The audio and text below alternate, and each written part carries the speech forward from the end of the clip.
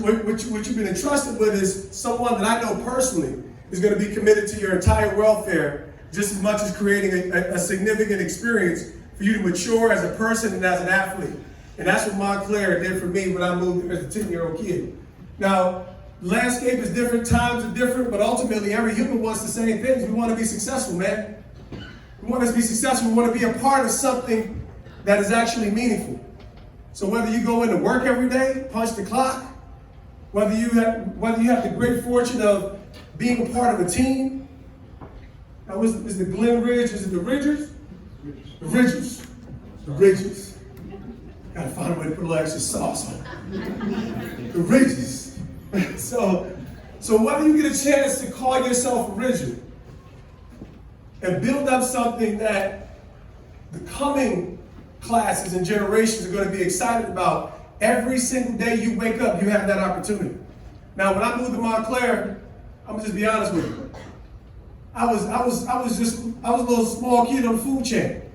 Because anytime you move from out of town, there's always a little bit of a grace period. You know, if you're not a Montclair guy, you know, there's Montclair families and things have changed. But I had to kind of like find my way. Thank God my sister, she was hardcore, man. She got into some fights that gave her a lot of credibility early on, you know. Fighting was like an old school way of currency.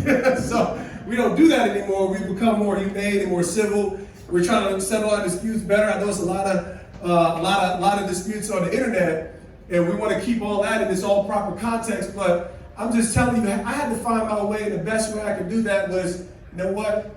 All these kids around here, they play sports, man. That's how sports became a thing for me. Now, the interesting thing was I played football, basketball, right? Football, basketball, and baseball, 6th through 8th grade. I remember football, I was garbage. Playing running back my first year. A-League, big shout out to Cobras.